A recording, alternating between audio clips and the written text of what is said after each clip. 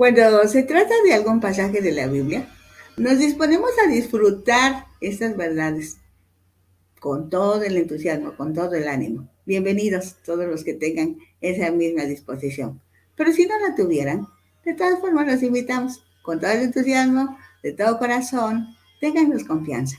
Vamos a estar adelantando, y ustedes también van a poder disfrutar como nosotros disfrutamos.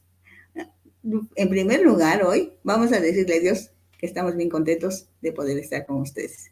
Dios de amor, gracias en el nombre de Jesús por esta oportunidad.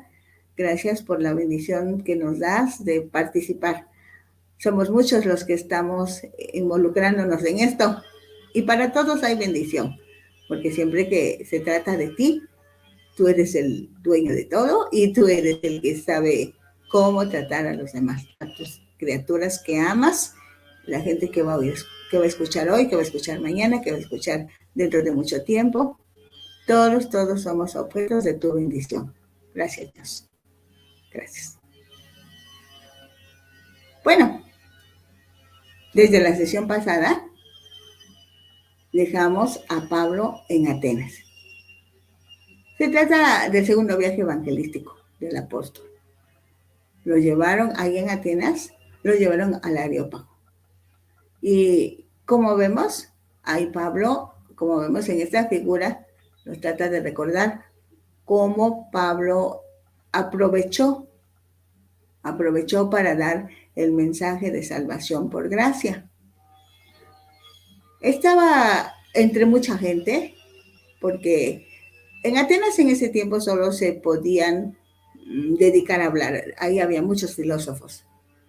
Encontramos a Pablo rodeado de filósofos, como está en la figura. Tratamos de ejemplificarlo en esta figura siguiente. Pablo rodeado de gente con quienes podía estar discutiendo, dialogando, refutando. Así son los filósofos. Hablan mucho y no dicen nada. Perdón. Es una broma de mal gusto. Pero sí queremos decirles que Pablo tuvo la oportunidad de hablar con los epicúreos y con otros filósofos de la palabra. Y de repente, cuando él está ahí y empieza a hablar de las cosas que él sabe, encontró una referencia muy importante.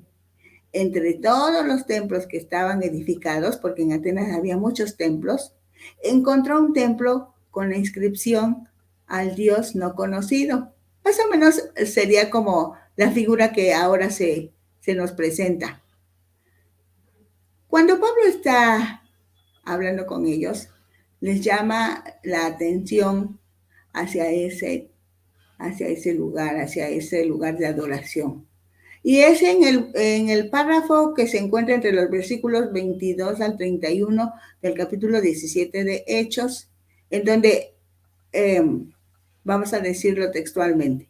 Dice: entonces Pablo, puesto en pie en medio del Areópago, dijo: varones atenienses, en todos observo que sois muy religiosos, porque pasando y mirando todos sus santuarios, hallé también un altar en el cual estaba esta inscripción: al Dios no conocido.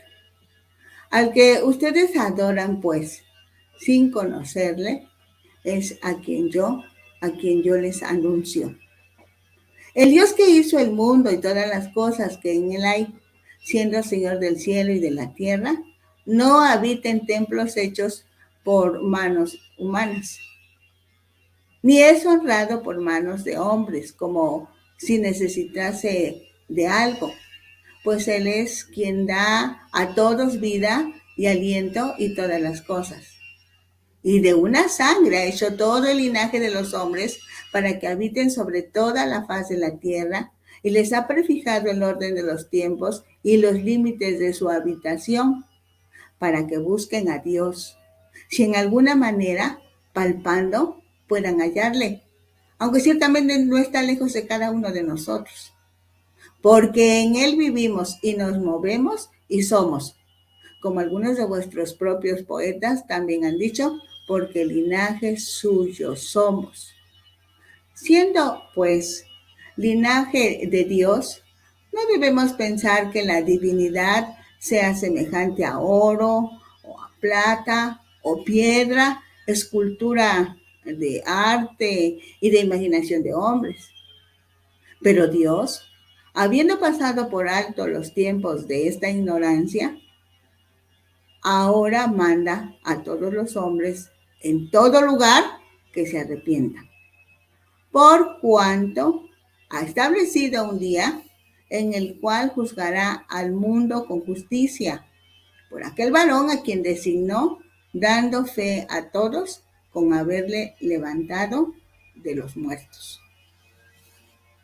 Este discurso de Pablo tiene varias ideas muy bien definidas, además de algún mensaje entre líneas. Dicho de otra manera, Pablo expresa una idea que tiene su origen en lo que Pablo mismo sabe que no es correcto en Atenas, pero que para ese momento no puede decir abiertamente, sino que al expresar palabras atinadas en el discurso, está refutando las mentiras en las que se basaba la manera de pensar y por ello de actuar del pueblo ateniense. Puntualicemos. Dice, Dios es el gran creador del universo. Así que nadie pudo haberlo creado a él si él es el gran creador. Dios es el Señor, la máxima autoridad. Por ser el creador, Dios es dueño y Señor de su creación. Otra idea es Dios ha hecho a los hombres con la necesidad de adorar a Dios. Por eso cuando no lo han conocido, cuando no han conocido a Dios, los humanos adoran a lo que se les presente. Dios se ha dado a conocer por medio de Jesucristo. Eso es importante. Dios se ha dado a conocer por medio de Jesucristo. Solo por Jesucristo, no hay otra forma. En su soberanía ha establecido el día del juicio y Dios es el único juez. Entonces, lo que enseñaban los estoicos y los epicúreos no es verdadero, son mentiras. La prueba de la soberanía de Cristo está en la resurrección. No se trata de aceptar a un Dios desconocido, no estamos hablando de eso, sino al Cristo resucitado, que tomó forma humana precisamente. Jesús murió en la cruz llevando el castigo que le tocaba a la humanidad, pero venció la muerte, pues resucitó y con ello venció al diablo, al pecado. Si cambiamos nuestra manera de pensar, si entendemos esto, si cambiamos nuestra manera de pensar, nos arrepentimos, eso es arrepentirse, cambiar la manera de pensar, confesamos pecados y le pedimos a Cristo que viva en nuestros corazones. Cuando sea el día del juicio, nosotros estaremos en la lista de los que han sido perdonados y no seremos condenados, sentenciados. Muchos instructores bíblicos toman ese mensaje de Pablo como el modelo para un sermón en nuestros días, pues tiene desde el punto de vista de la homilética, tiene título, introducción, desarrollo, conclusión, aplicación y llamamiento. ¿Cómo lo podríamos organizar? El título del sermón sería Al Dios no conocido, ¿verdad? La introducción, vamos a ir tomando versículo por versículo y vamos a ver cómo se arma el mensaje. La introducción sería, varones atenienses, en todo observo que sois muy religiosos, porque pasando y mirando vuestros santuarios, hay también un altar en el cual estaba esta inscripción, al Dios no conocido. Ahora empezaríamos con el desarrollo. ¿Cómo sería el desarrollo? Pongan mucha atención. Pues les presento al Dios que ustedes ya adoran, pero no le conocían. Ahora sabrán que Dios es el creador y sustentador del universo. El Dios que hizo el mundo y todas las cosas que en él hay, siendo Señor del cielo y de la tierra, no habita en templos hechos por manos humanas. No, ni es honrado por manos de hombres, como si necesitase de algo. Pues Él es el quien da a todos vida y aliento a todas las cosas. Otro punto sería, una parte importante de su creación es el hombre mismo. Y de una sangre ha hecho todo el linaje de los hombres para que habiten sobre la haz de la tierra. Y les ha prefijado el orden de los tiempos y los límites de su habitación. Un siguiente punto sería, en el hombre puso la necesidad de adorar a su creador. Para que busquen a Dios, dice la palabra, si en alguna manera palpando puedan hallarle, aunque ciertamente no está lejos de cada uno de nosotros, porque en él vivimos y nos movemos y somos, como algunos de vuestros propios poetas también han dicho, porque el linaje suyo somos. Por fin llegamos a la conclusión. Siendo pues linaje de Dios, no debemos pensar que la divinidad sea semejante a oro o plata o cualquier otra cosa. Y por fin nosotros aplicamos. Pero Dios, habiendo pasado por alto los tiempos de esta ignorancia, ahora manda a todos los hombres en todo lugar que se arrepientan. Y fácilmente podemos hacer el llamado. Por cuanto ha establecido un día en el cual juzgará al mundo con justicia por aquel varón a quien designó, dando fe a todos con haberle levantado de los muertos.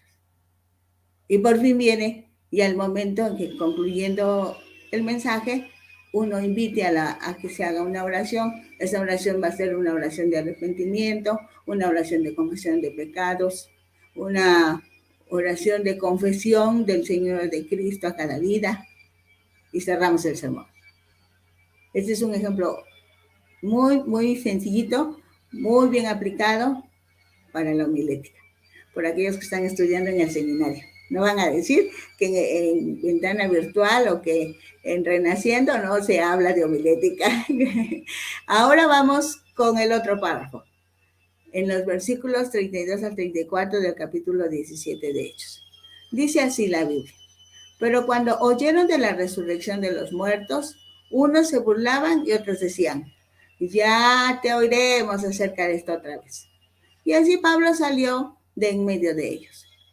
Mas algunos creyeron, juntándose con él, entre los cuales estaba Dionisio el Areopagita, una mujer llamada Dámaris, y otros con ellos. Por lo menos hubo 3 reacciones al mensaje de Pablo. Algunos se burlaron. Otros dijeron, después te escucharemos, aplazando la decisión. Pero algunos creyeron, entre ellos Dionisio el Areopagita. Se cree que era aristócrata intelectual de Atenas, y una mujer llamada Dámaris. Antes de que pasemos al siguiente párrafo, hablemos un poco de Corinto, ciudad de Grecia que se convirtió en un floreciente centro comercial como también industrial, dedicado principalmente a la cerámica. Coronada por la Acrópolis, que en tiempos antiguos contenía, entre otros edificios, un templo de Afrodita, la famosa diosa del amor. Hasta 196 antes de la era cristiana, cuando estuvo principalmente en poder de los macedonios, después de un periodo de oposición a Roma y de una revolución social, la ciudad fue asolada y sus habitantes fueron vendidos como esclavos. Después de 150 años, fue reedificada por César, que estamos hablando de los romanos, y recuperó su prosperidad. Augusto la nombró capital de la provincia de Acaya, desligándola por fin de Macedonia. Pablo estuvo en Corinto 18 meses, entre otras razones porque ahí había una fuerte influencia demoníaca relacionada con la adoración a un ídolo que tenía esclavizados a muchísimas personas. Para entenderlo mejor, veamos el impacto de la mitología griega. La mitología griega es el conjunto de mitos y leyendas con los que los griegos explicaban el origen del mundo. En manera parecida, los romanos también tenían su propia mitología. En términos generales, los griegos y los romanos creen que existen dioses, semidioses y héroes. Estos formaban parte esencial de la cultura griega que se originó y difundió utilizando solo la tradición oral. O sea, se pasó de persona a persona, de generación en generación. En esta trama únicamente mencionamos a Afrodita, porque es la que había un templo ahí en Corinto. Afrodita es la diosa griega del amor apasionado, la belleza y la sensualidad, a quien le construyeron un santuario en Corinto. Sin embargo, esa línea de pensamiento, el amor apasionado, la belleza y la sensualidad, también estaba presente en otras culturas en todo el mundo. Por ejemplo, en la mitología romana se llamaba la diosa Venus. En la mitología sumeria o mesopotámica se llamaba Inanna. Los acadios, asirios y babilonios la llamaban Istar. Los israelitas la llamaban Astarot. En la cultura fenicia tenía otro nombre. Otra diosa de los griegos y romanos relacionada con la fertilidad, que trae consigo también la sensualidad, la sexualidad sin freno, el amor apasionado y demás, es Artemisa. Esta era adorada en toda Asia. Su principal templo estaba en Éfeso. Así que tenemos por lo menos, si alguien los contó, 7 presentaciones del mismo ídolo. Hasta nuestros días, esos nombres se asocian con el apasionamiento sexual, el éxtasis erótico, pasión desenfrenada, que es capaz de provocar el delirio no solo en seres humanos, sino también a los dioses de la mitología e inclusive a las bestias. De ahí vienen algunas palabras como afrodisíaco, venerio, excitante, bajos placeres sensuales, o mejor dicho, suciedad sensual.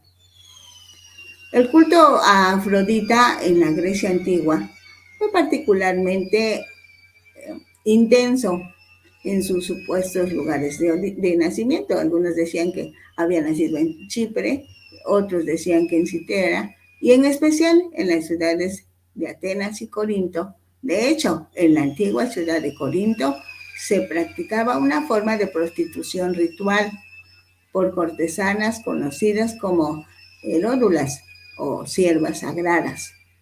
En lenguaje más actual, por cortesanas conocidas también en situaciones parecidas a la realidad.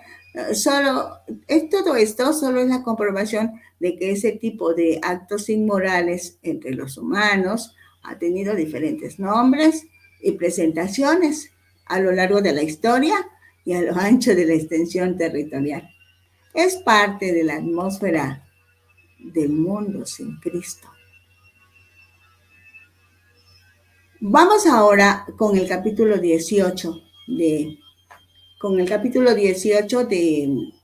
Hechos. Dice el versículo 1, después de estas cosas, Pablo salió de Atenas y fue a Corinto. Abundando un poco, recordemos, Corinto fue un centro político y comercial de Grecia, superando a Atenas en importancia. Era famosa por su maldad e inmoralidad. Se construyó un templo a Afrodita. En esta religión popular, la gente adoraba a la divinidad dando dinero al templo y participando en actos sexuales con hombres y mujeres que se prostituían en el templo. Pablo más tarde escribió una serie de cartas a los corintios, ocupándose sobre todo de los problemas de inmoralidad. Tenía razón para hacerlo. Dice el versículo 2, y halló a un judío llamado Aquila, natural del Ponto, recién venido de Italia con Priscila su mujer, por cuanto Claudio había mandado que todos los judíos saliesen de Roma. Fue a ellos, y como era del mismo oficio, se quedó con ellos, y trabajaban juntos, pues el oficio de ellos era hacer tiendas. como lo vemos en la siguiente figura. Tenemos ahí una figura que nos va a ilustrar un poquito. Dice, la expresión de hacer tiendas también se refería a trabajar el cuero, porque las tiendas eran de diferentes materiales. Dice el versículo 4, y discutía en la sinagoga todos los días de reposo, y persuadía a judíos y a griegos. Este era uno de los métodos de evangelismo que Pablo utilizaba. Llegaba a la sinagoga, como judío le predicaba a los judíos, pero en las sinagogas también habían prosélitos. Entonces Pablo de igual manera enseñaba a los gentiles. Esos gentiles generalmente eran griegos. En ese capítulo 18 hay un siguiente párrafo, de los versículos 5 al 11. Dice así, y cuando Silas y Timoteo vinieron de Macedonia, Pablo estaba entregado por entero a la predicación de la palabra, testificando a los judíos que Jesús era el Cristo. Pero oponiéndose y blasfemando estos, les dijo, sacudiéndose sus vestidos, vuestra sangre sea sobre vuestra propia cabeza. Yo limpio, desde ahora me iré a los gentiles. Y saliendo de allí, se fue a la casa de uno llamado Justo, temeroso de Dios, la cual estaba junto a la sinagoga. Y Crispo, el principal de la sinagoga, creyó en el Señor con toda su casa, y muchos de los corintios, oyendo, creían y eran bautizados. Entonces el Señor dijo a Pablo en visión de noche, no temas, sino habla y no calles, porque yo estoy contigo, y ninguno pondrá sobre ti la mano para hacerte mal, porque yo tengo mucho pueblo en esta ciudad. Cuando Pablo más lo necesitaba, Dios le habló. Debe de haberse sentido agobiado, a veces por la tarea que le esperaba en Corinto, pero cuando Dios le da a uno una tarea, le da también el poder para realizarla. Pablo encontró el valor y las fuerzas en la presencia de Dios, porque es en la presencia de Dios que tú y yo podemos encontrar el valor y las fuerzas necesarias para cumplir la tarea a la que has sido llamado, a las que hemos sido llamados. Dice el versículo 11, y se detuvo allí 1 año y 6 meses enseñándoles la palabra de Dios. Como rabino, Pablo fue enseñado a tener un trabajo secular, ya que a los rabinos se les prohibía cobrar por predicar y enseñar, razón por la que los rabinos practicaban toda clase de oficio. El oficio de Pablo era confeccionar tiendas de campaña. Tarso, su ciudad natal, estaba en Cilicia, en cuya provincia se criaban unas cabras de pelo muy apreciado, del que se hacía un paño o lona que se llamaba silicium o silicio, que se usaba para hacer lonas y cortinas. Es probable que cuando vinieron Silas y Timoteo trajeron ayuda, tal vez de la iglesia de Filipos, que tanto quería a Pablo, y eso le permitió dedicarse a la predicación a tiempo completo. Fue en el año 49 después de Cristo, cuando Claudio desterró de Roma a todos los judíos, y sería por entonces cuando Aquila y Priscila vinieron a Corinto. Bueno, mencionar a otros que se convirtieron en cristianos cuando estaba en Corinto. Una de ellas es Febe, quien llegó a ser diaconisa de la iglesia de Cencreas, pero Cencreas fue un puerto de la ciudad de Corinto, por eso se la considera. Tercio, otro, Erasto, Cuarto, Cloé, Gayo, Estefanas y su familia, Fortunato, Arcaico, todos ellos, a los que después Pablo los menciona en las otras cartas, a los romanos, sobre todo, en las cartas a los corintios, todas las personas creyeron durante esas fechas.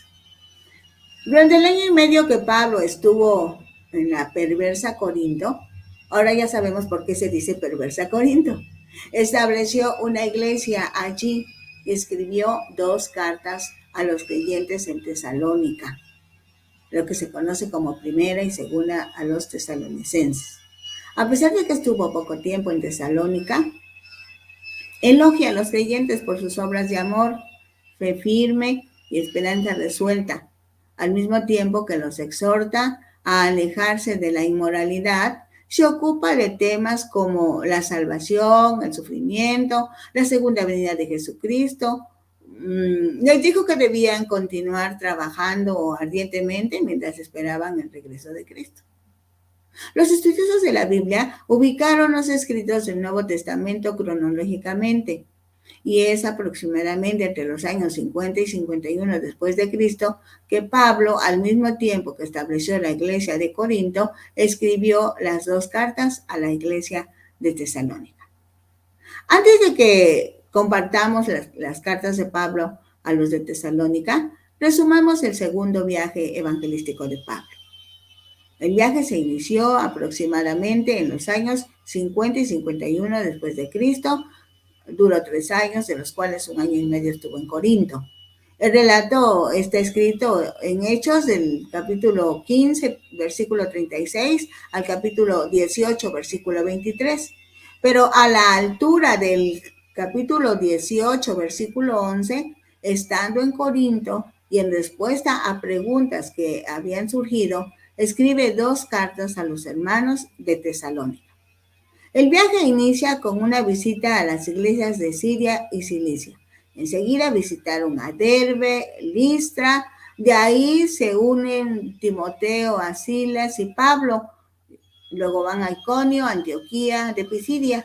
En un momento no sabían hacia dónde dirigirse, pero estando en Troas, recibió la visión de un joven de Macedonia que le pedía ayuda.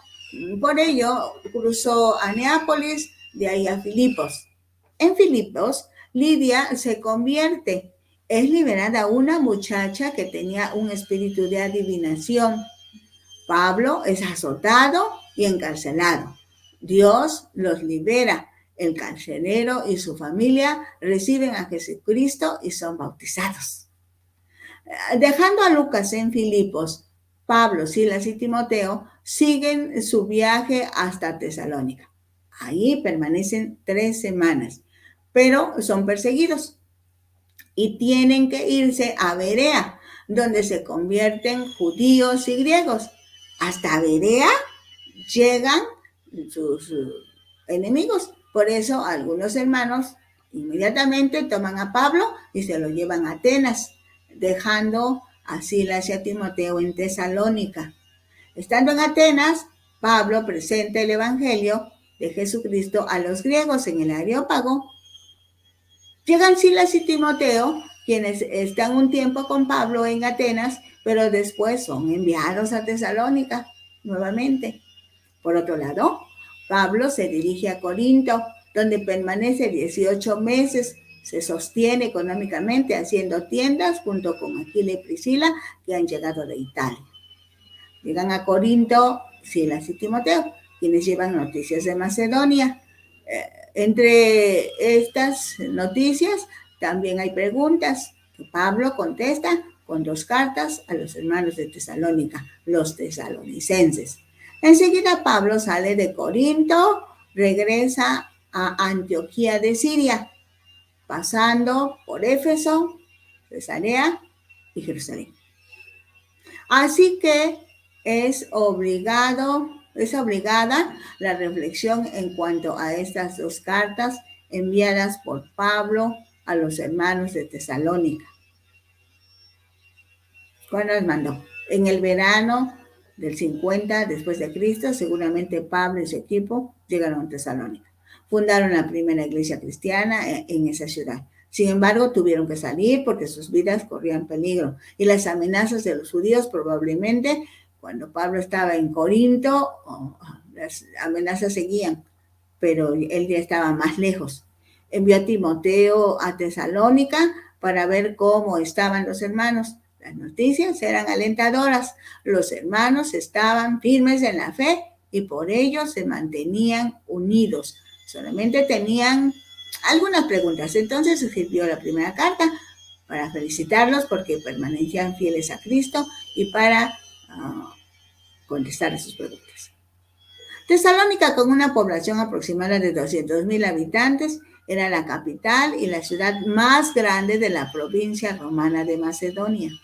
Tesalónica era una ciudad libre, por ello no pagaba impuestos y se autogobernaba. Tuvo fama internacional, pero eso permitió que llegaran representantes de varias religiones y que diferentes culturas trataran de influenciar a la fe de los nuevos cristianos. Ahora sí, iniciemos la lectura de la carta. En la carta, en la primera de Tesalonicenses, capítulo 1, versículo 1, dice: Pablo, Silvano y Timoteo, a la iglesia de los tesalonicenses, en Dios Padre y en el Señor Jesucristo, gracia y paz sean a vosotros, de Dios nuestro Padre y del Señor Jesucristo. Recordemos, Pablo está en Corinto. Se cree que le escribió esta carta. En ese momento histórico, el formato de las cartas es que el responsable del documento primeramente se presenta haciendo partícipes de esa responsabilidad a sus amigos. Pablo también los nombra. Ellos estuvieron con él cuando se iniciaron las actividades evangelísticas en ese lugar. Los hermanos de Tesalónica los conocían bien. Por eso dice Pablo, Silvano y Timoteo. Pablo, todos lo conocemos. Silvano es el nombre completo, pero todos lo conocemos como Silas, que es el nombre corto. En nuestros días, en pleno siglo XXI, un ejemplo puede ser Elizabeth, el nombre largo; Eli, el nombre corto. ¿Quiénes son responsables de esta carta? El apóstol Pablo, del que no hay necesidad de abundar en su presentación. Silvano era de Jerusalén, ciudadano romano, judío cristiano, ahora se aclara, judío cristiano, reconocido como profeta. Timoteo, invitado por Pablo para formar parte del equipo cuando Pablo y Silas pasaron por Listra en Asia Menor y al principio del segundo viaje evangelístico. Esta carta fue escrita para ser enviada a una iglesia local, a la iglesia de los tesalonicenses. En ese momento era un pequeño grupo de creyentes que se reunían en una casa o quizá en un puñado de casas. Esa carta le pertenece a la iglesia que está en Tesalónica, cuyo gentilicio es tesalonicenses. Leyendo así, tú y yo diríamos: está bien, Pablo escribió a esas personas. Lo que Pablo no sabía es que esa carta formaría parte del Nuevo Testamento. Y entonces, esta carta también es para la Iglesia Universal, localizada o distribuida entre miles de iglesias locales. Así que es para la Iglesia de Perú, la Iglesia de España, de Brasil, de Yucatán, México, de Petén, Guatemala. Sorpresa, es para ti y para mí. Encontraremos en las cartas que escribe Pablo la expresión que están en, para los hermanos que están en Cristo, en el Señor, en el Padre. Usa una preposición que en español debe traducirse dentro de. No obstante, en el lenguaje corriente se expresa en, que, revisando con cuidado, vienen a ser sinónimos, o sea, dos palabras diferentes. Dentro de es una expresión, en es otra expresión, que significan lo mismo. Por ejemplo, decimos: la leche está en el refrigerador. Queremos decir, el recipiente que contiene leche está colocado dentro del refrigerador. Algunas personas tenemos problemas con el uso e interpretación de las preposiciones en español. Entonces, cuando revisamos del griego, nos asusta y no queremos saber más de esto. Pero hoy nos detenemos en esta palabra en, porque el entender su uso nos dará mucha seguridad en nuestro comportamiento como hijos de Dios. Puede ser solo mi experiencia, lo reconozco, pero si fuera la experiencia de otros más, pues nos ayudaría mucho. Resulta que para mí la expresión en quería decir sobre.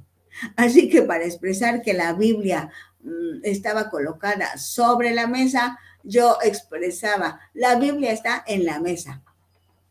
Equivocado, pero así yo lo decía, así yo lo entendía y así quería que lo entendieran los demás.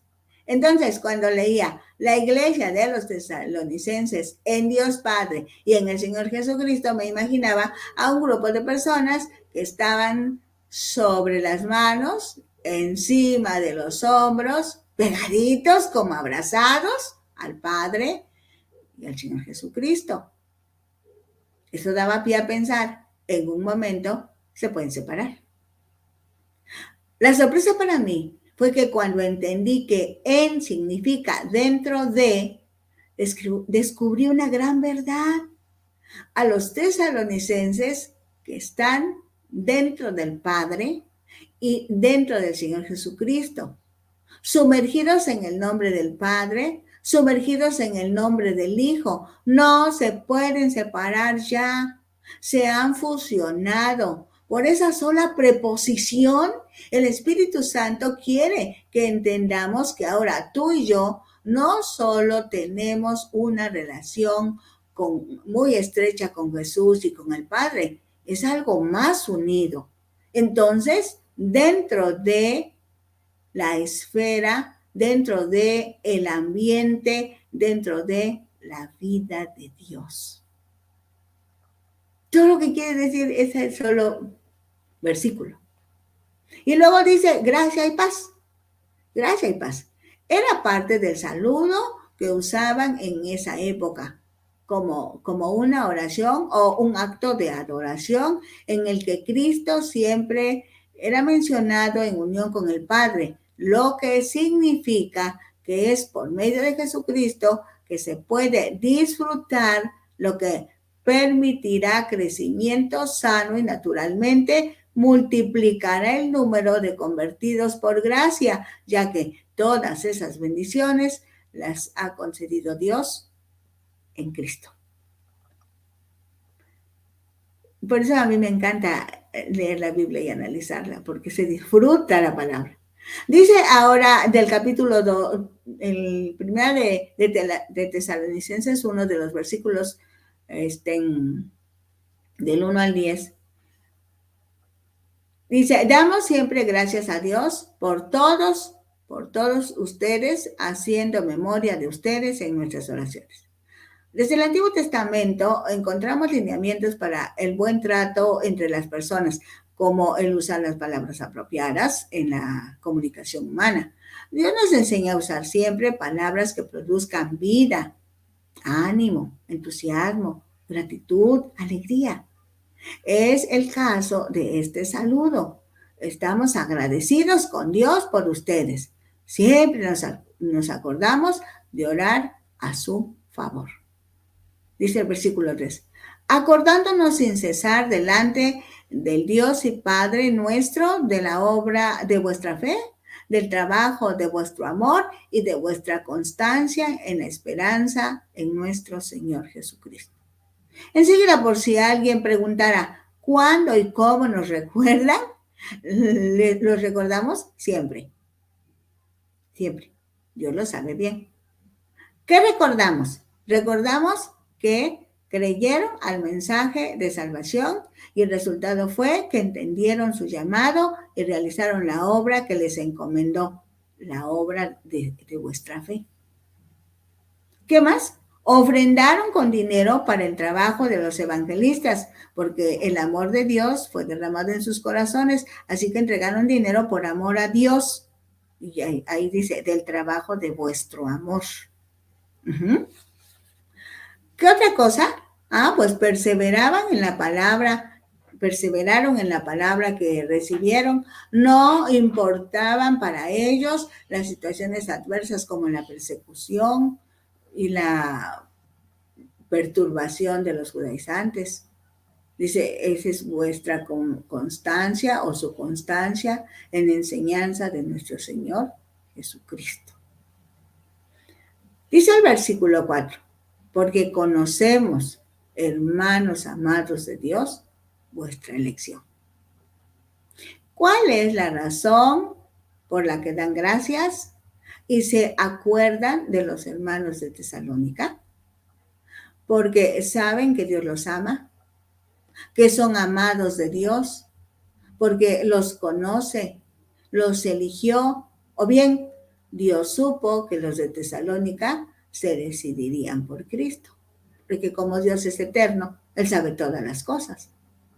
La Biblia en lenguaje sencillo nos habla con palabras que nosotros entendemos mejor. Dice, hermanos, Dios los ama y nosotros sabemos que Él los ha elegido para que sean parte de su pueblo. Vuestra elección indica no solo Dios los había llamado por la predicación del Evangelio, sino que ellos habían respondido, ellos, no solo porque los llamaron, sino que ellos habían respondido a Él con fe. Por decirlo de alguna manera, era una elección mutua. Dios vio el corazón sencillo de los tesalonicenses, pero también los tesalonicenses pudieron decidirse por Dios cuando Pablo los evangelizó. Dice, viendo desde otra perspectiva, cada uno hizo su parte. Los predicadores, al explicar el Evangelio, estaban convencidos de que solamente por el poder del Espíritu era que ellos podían recibirlo. Los que escucharon el mensaje serían convencidos de su necesidad de salvación. Estos factores habían convencido a los oyentes de la verdad del Evangelio y les capacitaron a aceptarlo y vivirlo hasta sus últimas consecuencias, como lo demostró su conducta después de que Pablo y sus acompañantes abandonaron el lugar.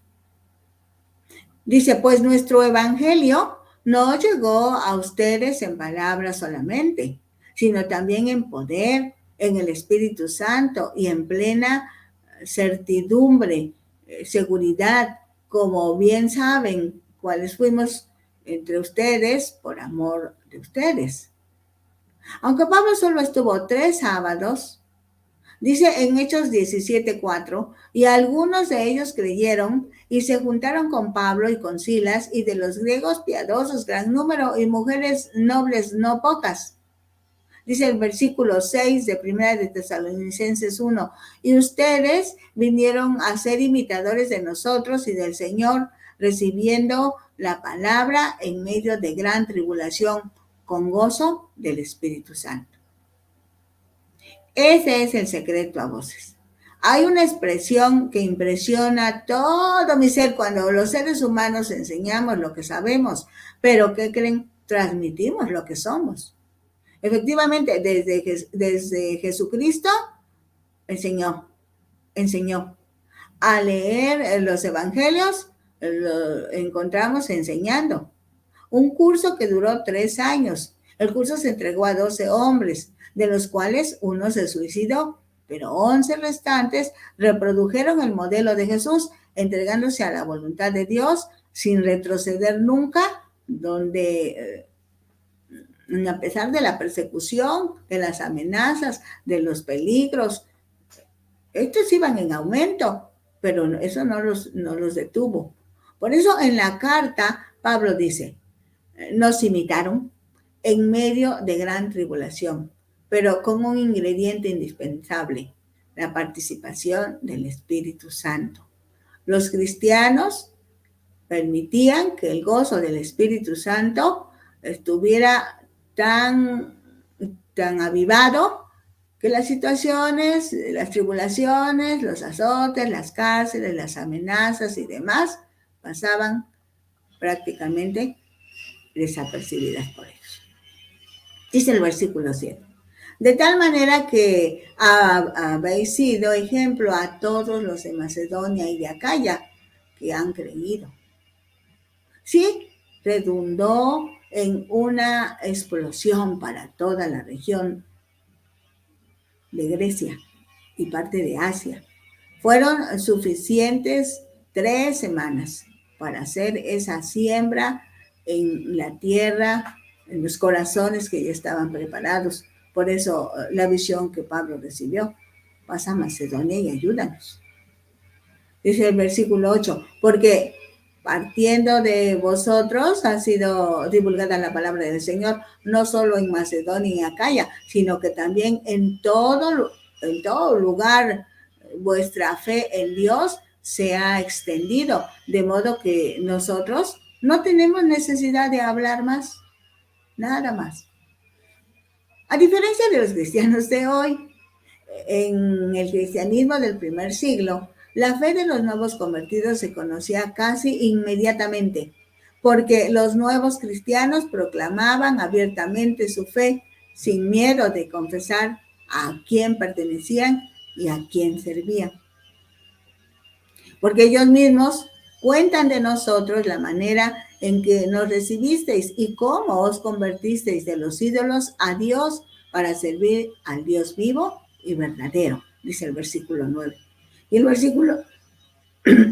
versículo 10 dice, y esperar de los cielos a su Hijo, al cual resucitó de los muertos, a Jesús, quien nos libra de la ira venidera. Entonces, los tesalonicenses servían, fijémonos bien, entonces los tesalonicenses servían al Dios vivo y verdadero.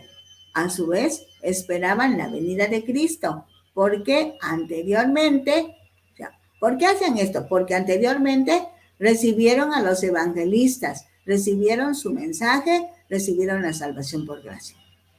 Así que dejaron a los ídolos y se convirtieron en servidores de Dios, porque comprobaron que efectivamente Dios es Dios vivo y verdadero. Ahora su esperanza estaba en Jesucristo, quien resucitó, porque Él es el unigénito Hijo de Dios y nos libró del juicio y la condenación eterna. ¿Me detengo? Porque quiero hacerte una pregunta. ¿Qué tan aplicable es este pasaje a nuestras vidas? No importa, tú puedes decir, no, pues yo no sé nada, yo ahorita no tenía nada que hacer y me entretuve escuchando. Ah, sí, pero si ya lo estás escuchando es porque hay algo que compete para ti. Así que vamos a dejarlo hasta aquí. Vamos a platicar con Dios. Recuerden que una conversación siempre tiene que ser de dos personas, aunque en este momento yo estoy hablé, pero Dios nos está hablando a través de su palabra. Ahora nosotros le vamos a contestar. ¿Cómo le vamos a contestar? Por medio de la oración. Oremos. Es nuestra oportunidad de continuar la conversación con el Espíritu Santo, porque Él es el quien nos enseña y nos recuerda todas las cosas. Gracias, Espíritu Santo. Gracias porque la palabra ya está. La Biblia existe en diferentes versiones, de diferentes lenguajes. Pero hoy, Espíritu Santo, a nosotros nos has hablado.